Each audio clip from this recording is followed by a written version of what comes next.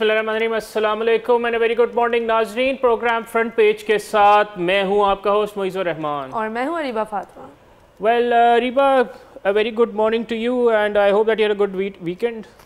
Well, the weekend was fine, quite exciting actually, क्योंकि काफ़ी developments हुई हैं अमेरिका में और एक्चुअली पिछले 2 वीक से ये हो रहा है, every time we close the show और वीकेंड पे कुछ इस तरह के डेवलपमेंट्स होते हैं दैट लाइक लास्ट टाइम जब हमने week close, I almost feel bad कि we don't exactly like the last time we actually closed the show तो याया शिनवार की शहादत हो गई थी over the weekend. This time वो ईरान ने इजराइल ने ईरान पे अटैक किया. So a lot of developments over the weekend, but obviously जो अमेरिकन इलेक्शंस में अब नाज़रीन 2 हफ्ते से भी कम का वक्त रह गया, बल्कि सिर्फ आई थिंक 8 डेज ही रह गए हैं और मेल इन वोट्स भी शुरू हो गए हैं और इस साल तकरीबन 20 million people are taking part in mailing votes और कैंपेन्स भी दोनों कैंडिडेट्स की ज़ोर शोर से चल रही हैं। तो चलते हैं अमेरिकन इलेक्शन की अपडेट्स की तरफ और आपको बताएंगे कि हुआ क्या इस वीकेंड और ऐसा क्या है जो आपने भी शायद मिस कर दिया हो। तो नाज़रीन, सबसे पहले बात करेंगे कि कमाला हैरिस की कैंपेन को ज्वाइन किया है ऑफिशियली मिशेल ओबामा ने इन मिशिगन, और मिशिगन जो है वो उन 7 स्विंग स्टेट्स में से एक है, तो मिशिगन में काफ़ी हेविली कंटेस्टेड इलेक्शन होने वाला है। साथ ही साथ ट्रंप ने भी इस वीकेंड मिशिगन में कैंपेन किया और उन्होंने पेंसिल्वेनिया में भी कैंपेन किया, और संडे के दिन ट्रंप मौजूद थे न्यूयॉर्क में और हैरिस मौजूद थी फिलाडेल्फिया में। तो जैसा कि आप पहले ही देख रहे हैं कि इलेक्शन कैंपेन अभी तक बहुत ही ज़ोर शोर से चल रही है। सिर्फ 10 दिन ही बचे थे जब ये मिशिगन की कैंपेन शुरू हुई, तो कमाला हैरिस और डोनाल्ड ट्रंप दोनों ने स्टेट को विज़िट किया। मिशेल ओबामा ने एक बिल्कुल ही नई कैंपेन स्ट्रैटेजी को वो सामने लेकर आई हैं डेमोक्रेटिक वोटर्स के लिए, और वो ये है कि वो बात करना चाहती हैं मर्दों say about abortion rights, which is a very unique campaign strategy जो काफ़ी ज़्यादा उस वजह से डेमोक्रेटिक वोटर्स और सपोर्टर्स के बारे में बात भी हो रही है और उनके क्या तासुरात हैं अबॉर्शन राइट्स के हवाले से, उस पर भी डिस्कशन की जा रही है। साथ ही साथ टिम वॉल्स जो कि डेमोक्रेटिक वाइस प्रेसिडेंशियल कैंडिडेट हैं, पहले ऐसे सदारती उम्मीदवार बने वाइस प्रेसिडेंशियल या प्रेसिडेंशियल जो नवाहो नेशन गए हैं। नवाहो नेशन एक ऐसी अमेरिकन रिजर्वेशन है, इंडियन रिजर्वेशन है, जो अभी तक जहाँ पे जो नेटिव अमेरिकन हैं, जो एक्चुअली अमेरिका के लोग हैं, वो अभी तक वहाँ एक रिजर्वेशन में रहते हैं और उनका राइट टू वोट भी काउंट होता है और उनकी रिप्रेजेंटेशन बहुत बहुत ज़रूरी भी है, क्योंकि एक तरह से देखा जाए तो उनकी जो हिस्ट्री है, जब हम उस हिस्ट्री को देखते हैं तो हमें पता चलता है कि अमेरिका कायम ही बहुत ज़्यादा वॉर और ब्लडशेड के ऊपर हुआ था, कई नस्लों को तबाह कर दिया गया था, कई जो है ख़ित्तों में डिजीज़ फैलाए गए थे। तो जो अमेरिकन नेटिव्स हैं, जो नेटिव अमेरिका के लोग हैं, वो आज तक इन चीज़ों को सफ़र कर रहे हैं। और सॉरी आपकी बात काट रहा हूँ, आपने नवाहो नेशन के बारे में, are there any voting trends over there के historically who they have preferred, या इस साल का क्या उनका इरादा है? एक्चुअली कहा यह जा रहा था कि यहीं पे लास्ट टाइम जो है वो बाइडेन की तरफ ज़्यादा फेवरेबिलिटी थी। अच्छा। और जाहिर सी बात है, जब आप इमिग्रेशन के ऊपर इतना ज़्यादा क्रैकडाउन करते हैं एज ए रिपब्लिकन पार्टी, तो जो इंडियन इमिग्रेंट्स हैं वो इस बात को, सॉरी रिजर्वेशन के लोग हैं, वो इस बात को काफ़ी गलत तरीके से देखते हैं। यहाँ पे हमने ये भी देखा कि not only that he was the first person to visit, it was also really important, क्योंकि उन्होंने पूरा अपना एड्रेस जो नवाहो नेशन में किया है, इट वाज एंटी ट्रम्प, उनकी पूरी स्पीच एंटी ट्रम्प थी। उन्होंने कहा कि everyone hates Donald Trump in this country and all he does is that for himself, कि जो भी डोनाल्ड ट्रंप करते हैं सिर्फ अपने लिए ही करते हैं। अच्छा, वैसे मैंने आपसे आपने टिम वॉल्स का जिक्र किया, how do you find him as a VP candidate? मतलब आपको लगता है कि उनके अंदर वो एक एबिलिटी है that he could actually win the elections or be a face जिसके तरफ लोग अट्रैक्ट हों? Moise, I think Tim Walz is like a dilution for Kamala's stance, you know, कि कमाला हैरिस का जो इतना सिवियर स्टांस रहा है जेनोसाइड के ऊपर और जिस तरह से बेधड़क उन्होंने बाइडेन को सपोर्ट किया अपनी कैंपेन में, वो ये बात इजहार ही नहीं कर पाई इस बात का कि वो और बाइडेन 2 अलग लोग हैं। बिल्कुल। अब फिर उसका नतीजा देख लें, कल जो मिशिगन स्टेट में मुस्लिम्स ने डोनाल्ड ट्रंप को ऑफिशियली एंडोर्स किया और जो हमने बताया कि even amongst the Arab Americans Donald Trump is more popular, मतलब इस दफ़ा तो ऐसा फील हो रहा है कि डेमोक्रेट्स ने अपने आप से मुस्लिम वोटर्स को एक्चुअली दूर किया है। You are very right. और अब जो ज़्यादातर अरब मुस्लिम वोटर्स हैं स्पेशली मिशिगन में, एक तो ज़्यादातर they are polling for Jill Stein, 70% Arab American voters across America Jill Stein को वोट करना चाहते हैं, जो कि ग्रीन पार्टी की कैंडिडेट हैं। लेकिन कई उनमें ऐसे भी लोग हैं जो सिर्फ रिपब्लिकन वोट करना चाहते हैं इन रिवेंज, के कमाला हैरिस ने और डेमोक्रेट्स ने उनका जो सबसे बड़ा मुद्दा था जेनोसाइड जेनोसाइड खत्म करना, उसको इतनी बुरी तरह ड्रॉप किया दैट दे आर वेरी। वो आपको याद होगा अभी परसों जो बाइडेन ने एक स्पीच किया जिसमें उनको किसी ने नारा लगाया फ्री पैलेस्टाइन का, तो उन्होंने कहा कि उन्होंने उसको बिल्कुल हर्ष ऑफ का और उन्होंने कहा कि जी दुनिया में बहुत ऐसी जगह हैं कि जिधर लोग, तो मतलब इतनी एक कंटेम्पचुअस फीलिंग आ रही है from the Democrats towards Muslim voters. I think Democrats बिल्कुल भी इस बात की इंपॉर्टेंस को रियलाइज नहीं कर रहे हैं। सिर्फ मिशिगन में 4 lakh Arab American Muslim voters हैं, तो this is really a big subject and I think make और ब्रेक टाइप की सब्जेक्ट है कि जिसपे या तो लोग really they want to get away from genocide या फिर they really want to support Israel. और ये भी इस वक्त नोट करना जरूरी है कि डिस्पाइट द फैक्ट कि ट्रंप को इतना मैसिव सपोर्ट मिल रहा है, ट्रंप ने अपने टाइम में 6 मुस्लिम मेजॉरिटी नेशंस पर इमिग्रेशन के ऊपर बैन लगाया था, Syria, Iran, Libya, Somalia, Sudan and Yemen में। तो हमें we have no evidence to believe कि Trump will be better for Muslims than Kamala. बिल्कुल, वो बस एक I think at least Donald Trump से ये उम्मीद है कि वो शायद कोई जंग को शुरू ना करें या शायद जंग को बढ़ाएं ना। मतलब इस वक्त ऐसा लग रहा है कि इस दफ़ा अमेरिकन इलेक्शन में जो पिनिकल है ना, that is foreign policies of both of them. मतलब अगर आप उनके प्रेसिडेंट टेन्योर्स देखें, मतलब कमला हैरिस का अगर आप टेन्योर देखें फॉरेन पॉलिसी के एतबार से, that is been a disaster. चाहे वो अफगानिस्तान से अमेरिकन फोर्सेस का इनखला हो, हाँ, और जिस तरीके से वो इनखला हुआ, आप देखें ना, इतना haphazard and Afghanistan is in a mess, और उसके वजह से अनफॉर्चुनेटली हमारा region is in a mess. या चाहे आप उनकी चाइना के हवाले से पॉलिसी देख लें, हाँ, या आप उनकी जो है ये यूक्रेन के हवाले से पॉलिसी देख लें। एग्जैक्टली, आई थिंक ये सारी ही डिसीजंस, एक तो ये बात कि 2024 इलेक्शन ईयर था, उसने काफ़ी जो है मेजर डिसीजंस को होल्ड पे रखा हुआ है। द फैक्ट कि सीज फायर की अब बात हो भी रही है इस बिकॉज के यूएस इलेक्शन इतना ज़्यादा करीब है कि मतलब they don't want to create a mess। वो ऐसा लग रहा है कि वो उनकी चाहत नहीं है, बट वो अब मजबूर हो रहे हैं उस तरफ बात करने के। मजबूरी की बात आ गई है। और उसके मुकाबले में अगर आप डोनाल्ड ट्रंप का 16 से लेके 20 तक का टेन्योर देखें तो वो सीरियन वॉर के हवाले से उन्होंने उसमें से इनखला किया, यमन वॉर भी रुकी। और आपको याद होगा वो खबीब मर्गदेव हैं यूएफसी के बड़े फॉलोअर, उन्होंने डोनाल्ड ट्रंप को कहा कि मुझे उम्मीद है कि आप आके जंग को स्टॉप करेंगे इसराइल पैलेस्टीन को। उन्होंने कहा कि I will stop the war, और उन्होंने तो ज़ेलेंस्की के मुंह पे कहा कि मैं यूक्रेन जंग को अच्छा मुइज़, आपको शायद याद होगा वाटरगेट स्कैंडल ब्रेक किया था बॉब वुडवर्ड और कार्ल बर्नस्टीन ने, जो हमारी मतलब लिविंग मेमोरी के one of the greatest journalist of all time है। तो उन्होंने अभी रिसेंटली एक बुक भी पब्लिश की है वॉर के नाम से, और ये बुक एक्चुअली यूक्रेन पैलेस्टाइन में जो इस वक्त वॉर हो रहे हैं उसके हवाले से है, और the war to the presidential seat in the United States उसके बारे में है।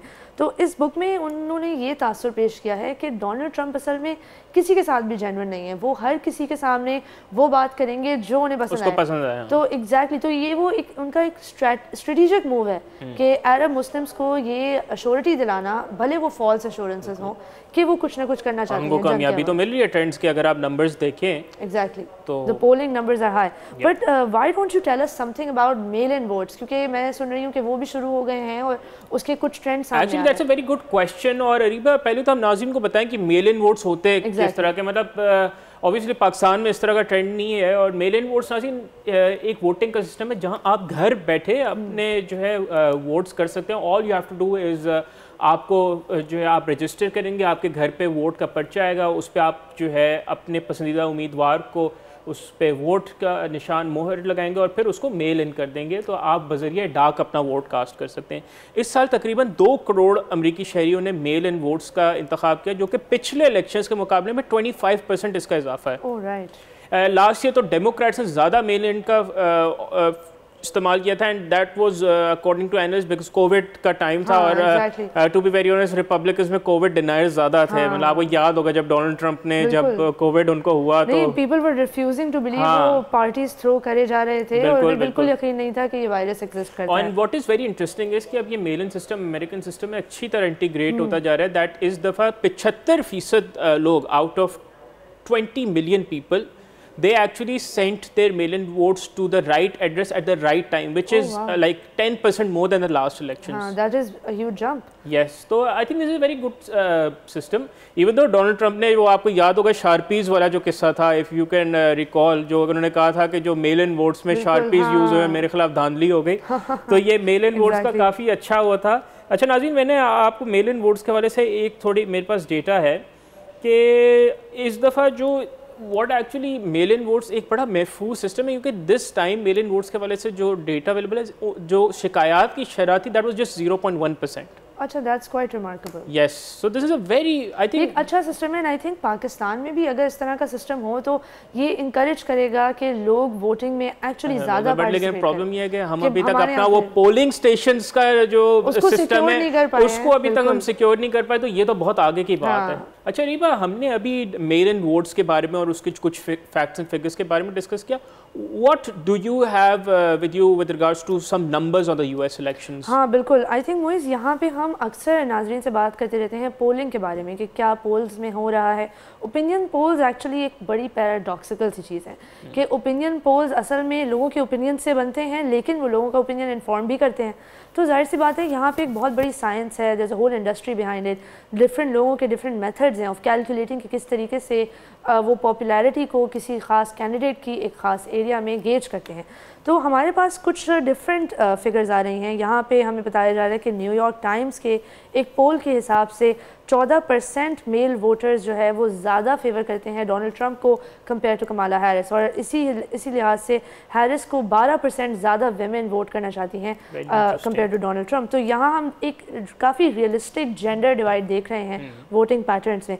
इसके अलावा एमर्सन कॉलेज पोलिंग ने भी अपने नंबर्स इशू किए हैं और उन्होंने दोनों ट्रंप और हैरिस को 49% पर एक टाइड फिगर में रखा है, विच इज़ क्वाइट इंटरेस्टिंग कि ज़्यादातर लोगों का कहना है कि ये टाई मेंटेन रह रहा है अक्सर पोल्स में। लेकिन नेट सिल्वर जो कि बहुत ही बड़े इलेक्शन एक्सपर्ट हैं और उनका एक अपना इंडेक्स भी है और वो 538 के बानी भी हैं, तो उनका कहना है कि उनके गट ने कहा है कि डोनाल्ड ट्रंप ही जीतेंगे। इसके अलावा हम आपको नाज़रीन बताते चले कि एमर्सन कॉलेज के पोलिंग में एक उन्होंने काफ़ी इंटरेस्टिंग लेवल पर पोलिंग की है कि उन्होंने लोगों के इश्यूज़ के बेसिस पर पोलिंग की है कि कौन से इश्यूज़ उनके लिए इंपॉर्टेंट है। और यहाँ हमें नज़र आता है कि इकोनॉमिक्स जो है 45% लोगों के लिए इंपॉर्टेंट है कि इकोनॉमिक सूरत हाल क्या होगी, इकोनॉमिक पॉलिसी क्या होगी। उसके बाद जो सबसे ज़्यादा पॉपुलर इशू हम देख रहे हैं 14% पे हम देख रहे हैं immigration is a big issue, और इमिग्रेशन पे काफ़ी लोग जो हैं वो सीरियसली कंसिडर करते हैं कि उस बेसिस पर वो वोटिंग करें। उसके बाद हम देखते हैं कि 14% ही थ्रेट टू डेमोक्रेसी पर है।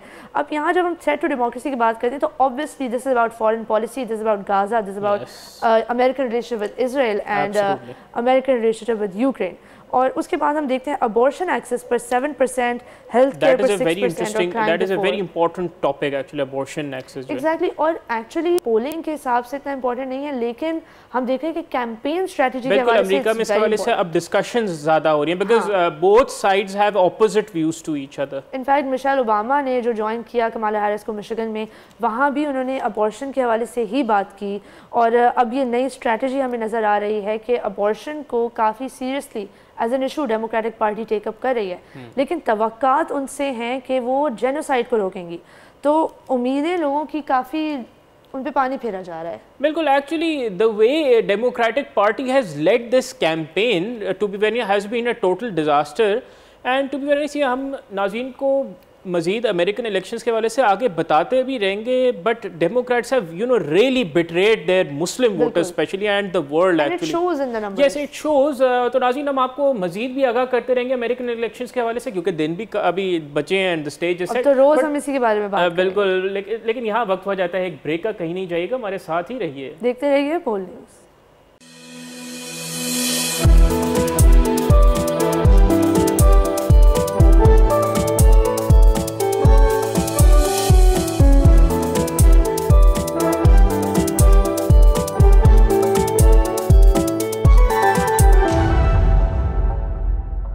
नाज़रीन, welcome back to front page. Break से पहले हमने आपको आगाह किया कि यूएस इलेक्शन की क्या अपडेट्स रही हैं और आपने वीकेंड पर क्या मिस किया। अब हम बात करेंगे एक बहुत ही ज़्यादा इम्पॉर्टेंट खबर के बारे में, और वो है कि इजराइल ने जो अटैक किया है ईरान के, उसके हवाले से कुछ तफसीलात सामने आ रही हैं। ये हमला ईरान की तरफ से 1 अक्टूबर को किए गए 200 बैलिस्टिक मिसाइलों के हमले का जवाब था, और इजरायली जंगी तैयारों ने सुबह से पहले 3 मराहिल में तेहरान में के करीब मिसाइल फैक्ट्रियों पर और मगरबी ईरान में दीगर मकामात पर हमले किए हैं। अक़वाम मुत्तहिदा के इंस्पेक्टर डायरेक्टर और उनकी तरफ से भी ये कहा जा रहा है कि कम रेजोल्यूशन लो रेजोल्यूशन वाली सैटेलाइट तस्वीर से पता चलता है कि पार्शियल मिलिट्री कॉम्प्लेक्स में 3 इमारतें तबाह हो गई हैं। और इसी के साथ साथ ये भी खबर सुनने में आ रही है कि ये जो मिज़ाइल हैं जिन लोकेशंस पे इन्होंने टारगेट किया है, यहाँ सॉलिड फ्यूल मिक्स बनाया जाता है बाकी मिज़ाइलों के लिए जो ईरान इस्तेमाल करता है। I think it's a very concerning development और इतनी तशवीशनाक ये ख़बर है कि ये जंग समझें कॉन्फ्लिक्ट बिल्कुल हमारे एक पड़ोस में एक तरह से आ गया है।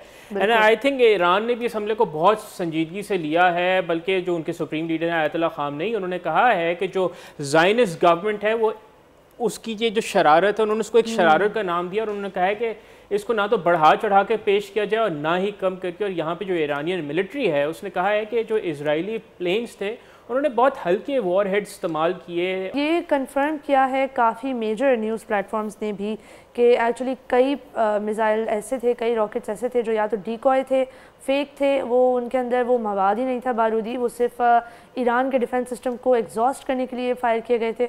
और जो ऐसे रियल रॉकेट्स थे भी उनमें से आधे से ज़्यादा मार के गिरा चुके थे। अच्छा, यहाँ पे American stance is very interesting. Kamala Harris और लॉयड ऑस्टिन दोनों एक ही एडमिनिस्ट्रेशन के बेसिकली ये मेंबर्स हैं। इससे नज़र आता है कि America was not expecting this, या अगर वो एक्सपेक्ट कर भी रहे थे तो उनकी कोई क्लियर पॉलिसी नहीं थी कि उन्होंने इस पर किस तरह रिएक्ट करना है। नाज़रीन, यहाँ पे ये बताना बहुत ज़रूरी है कि हमने अपने ही शो पर कुछ दिनों पहले ये इंकशाफ किया था कि इजराइल के जो ईरान पर अटैक के हवाले से डॉक्यूमेंट्स थे वो लीक हुए थे, और ये 2 मेजर डॉक्यूमेंट्स सिर्फ टेलीग्राम पे लीक हुए थे। शायद आपने हमारा शो देखा भी हो, अगर नहीं देखा तो अभी जाके वापस आप देखें। लीक्ड यूएस इंटेलिजेंस डॉक्यूमेंट्स के हवाले से हमने ये शो किया था और आपको तफसीलात से आगाह भी किया था। दैट वाज एन एक्सक्लूसिव, कहीं पे रिपोर्टिंग था। अच्छा, ये जो ईरान पे जो अटैक हुआ है, what is very interesting is the response from the Middle East. मतलब जॉर्डन ने ये कंफर्म किया कि उन्होंने अपनी सरहद किसी भी इज़राइली तैयारे को इस्तेमाल करने की इजाज़त नहीं दी ईरान की तरफ से। ये भी बयान आया है कि शायद इराक ने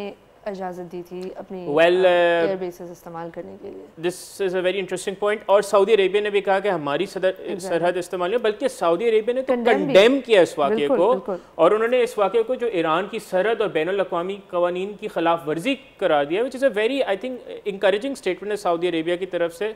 और उन्होंने स्ट्रेस किया upon all the stakeholders कि वो कशीदगी को कम किया जाए, which is the need of the hour. Definitely. और मुझे यहाँ पे ये भी बताना बहुत ज़रूरी है कि एक्चुअली ये जो अटैक था ये काफ़ी इस लेवल पर एक अच्छा सिग्नल था कि ये बहुत कम जो है वो उसकी इंटेंसिटी थी और इस अटैक में ज़्यादा नुकसान नहीं हुआ।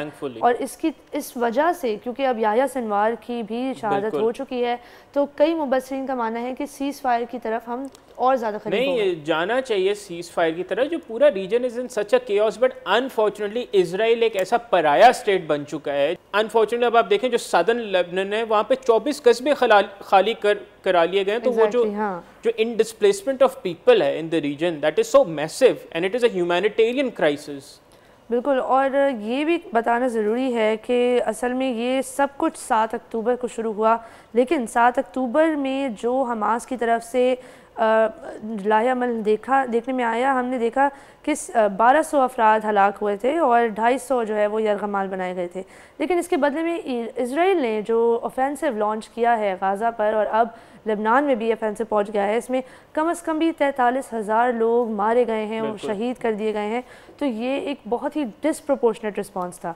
यहाँ हमें पता चल रहा है कि एक्चुअली कुछ अपडेट्स हमें टेलीग्राम से भी मिल रही हैं, और ये बिल्कुल रीसेंट अपडेट्स हैं जिसमें ये भी मेंशन हुआ है कि ये एक बहुत ही हाई स्टेक्स अटैक था। इजराइल की तरफ से ये कहा जा रहा है 100 इजरायली एयरक्राफ्ट ने इस अटैक में पार्टिसिपेट किया था, जिसमें से कई और इनफैक्ट आधे से ज़्यादा एयरक्राफ्ट्स को जो है वो सक्सेसफुली डिटर कर दिया था ईरानी डिफेंस सिस्टम में। यहाँ ये भी बताना ज़रूरी है कि ये जो अटैक हुआ है, अब ऐसी सैटेलाइट इमेजरी नज़र आ रही है, टेलीग्राम चैनल्स पर सर्कुलेट कर रही है, जो इस वक्त शायद आप अपनी स्क्रीन्स पर भी देख सकते होंगे SU-35 एक ख़ास तैयारा है जिसके लिए ईरान ने कंस्ट्रक्शन ऐसी करना शुरू कर दी है कि जो इन फाइटर जेट्स के हैंगर्स बनाए जा रहे हैं एयरबेस में जो हमेदान में वेस्टर्न ईरान में मौजूद है। ये सैटेलाइट इमेजरी सिर्फ इस वक्त टेलीग्राम पर मौजूद है। इसकी आई एम श्योर के जो है वो तस्दीक शुदा खबरें कुछ दिनों में गर्दिश करेंगी मेन स्ट्रीम न्यूज़ चैनल्स पर, लेकिन इस वक्त टेलीग्राम पर एक्सक्लूसिवली ये फुटेज मौजूद है और इसमें क्लियरली नज़र आ रहा है कि ये एक बहुत मेजर स्टेप है जो ईरान की तरफ से लिया जा रहा है। बिल्कुल। कतर में मुज़ाकरात शुरू हो चुके हैं एंड मुसाद के चीफ भी ओवर देयर और CIA के भी चीफ उधर हैं। उनके कतरी वज़ीर आज़म से भी मुलाकात शेड्यूल है और जो मुज़ाकरात का मकसद ये है कि जो हमास के पास इजरायली शहरी हैं वो इसराइल को वापस कर दें और जो फ़लस्तीनी कैदी हैं वो गज़ा वापस चले जाएं। तो वैसे जंगबंदी कहा जा रहा है कि 1 महीने से कम कर सकेंगे, बट एटलीस्ट वो कहते हैं ना कि कहीं ना कहीं से तो कोई थोड़ी बहुत तो उम्मीद है ना कि जंगबंदी शायद हो जाए। असल में ये बड़ी क्रिटिकल सूरत हाल है मुझे, क्योंकि अभी हमें पता है कि कोई 7 दिनों के अंदर एक बहुत ही सिग्निफिकेंट इवेंट होने वाला है US इलेक्शन, और तमाम foreign policy at the end of the day जो US इलेक्शन है और जो डेमोक्रेटिक वोट है उसी के आगे सबमिट हो जाती है, उसी के अराउंड रिवॉल्व करती है, उसी के ऊपर उसका इजहार होता है। तो जो हम देख रहे हैं वो ये देख रहे हैं कि शायद इस वक्त डेमोक्रेटिक पार्टी को एक ऐसी इरिवर्सिबल इंजरी का सामना करना पड़ेगा इस US इलेक्शन में जो शायद उनको ज़िंदगी भर के लिए तबाह कर दे। और ये इस सूरत में भी हो सकता है क्योंकि हम देख रहे हैं कि ऑलरेडी जिल स्टाइन 70% अरब अमेरिकन वोट्स उनके पास हैं और अगर उनके जो टोटल वोट है वो 10% से ज़्यादा बढ़ गया। एग्जैक्टली अगर 10% के अराउंड, क्योंकि कई मुबस्सिरीन का मानना है कि 4 to 5% की तो तवक्का वैसे ही है, अगर 10% से थोड़ा सा भी जिल स्टाइन का total turnout vote count बढ़ जाता है इस US इलेक्शन में तो US अमेरिकन जो बाय पार्टीजन सिस्टम है कि 2 पार्टीज ही चल रही हैं, this is going to end forever, क्योंकि ये फिर तीसरी पार्टी एक बहुत ही क्रेडिबल मैंडेट के साथ मेन स्ट्रीम में सामने आ जाएगी और हमें ये नज़र आएगा कि डेमोक्रेट्स और ना ही रिपब्लिकन्स फुलफिल कर पा रहे हैं उन डिमांड्स को जो अमेरिकन वोटर्स चाहते हैं कि रिप्रेजेंट हों। Actually, it's not just the Democratic voters that are swinging towards Jill Stein. Republican voters की भी कुछ तादाद उस तरफ गई है, but obviously ज़्यादा डैमेज जो है ना वो Democratic voters का है। And to be very honest, no Democrats have no one but themselves to blame for it in my opinion. और इसी मद में अभी डेमोक्रेट्स ने पहली दफ़ा जिल स्टाइन को टारगेट करते हुए एक ऐड लॉन्च किया है और उस इन्फ्लेमेटरी ऐड के बारे में हम कल मज़ीद भी बात करेंगे, लेकिन आपको बताते चलें कि पहली दफ़ा ऐसा हुआ है कि ग्रीन पार्टी के कैंडिडेट के खिलाफ डेमोक्रेटिक पार्टी की तरफ से जो है वो स्लैंडरस एडवर्टाइजमेंट कैंपेन शुरू हो गई। इनसिक्योर और थ्रेटन फील बिल्कुल, वो उन्हें हमसे बेहतर आइडिया है कि कितना थ्रेटन उनको कर दिया है उनकी वोटर बेस को और उनको उनके कॉन्फिडेंस को जो आवाम में इस वक्त तक मौजूद था लेकिन अब बिल्कुल ख़त्म हो चुका है। बिल्कुल आपने सही कहा। और नाज़रीन, अमरीकी इंतखाबात अब 1 हफ्ते से कुछ ज़्यादा अरसे का टाइम रह गया है और उसका जो इन्फ्लुएंस होगा वो ऑब्वियसली गज़ा और इसराइल की उस पर सिचुएशन पे भी बहुत ऐसा भी हो सकता है कि हमें एक झूठा मूठा वक्ती तौर का टेम्पररी महीने लॉन्ग सीज फायर नजर आए और वो सिर्फ इलेक्शन तक के लिए हो कि कमाला जाते जाते ये कह सकेंगे हमने कुछ तो किया। But it is in my opinion it is very hypocritical. It is hypocritical and it is too late for them to salvage their position. ये तो खैर 5 नवंबर को पता चलेगा कि जीत का कुरा किसके नाम निकलता है। हम तो नाज़रीन को अपडेट्स देते रहेंगे, लेकिन यहाँ हमारे प्रोग्राम का वक्त हुआ जाता है ख़त्म। आपसे मुलाकात होगी दोबारा कल इंशाल्लाह। अपना बहुत ख्याल रखिएगा और बोल न्यूज़ के सोशल मीडिया हैंडल्स पर अपना फीडबैक ज़रूर रिकॉर्ड करिएगा। खुदा हाफिज़।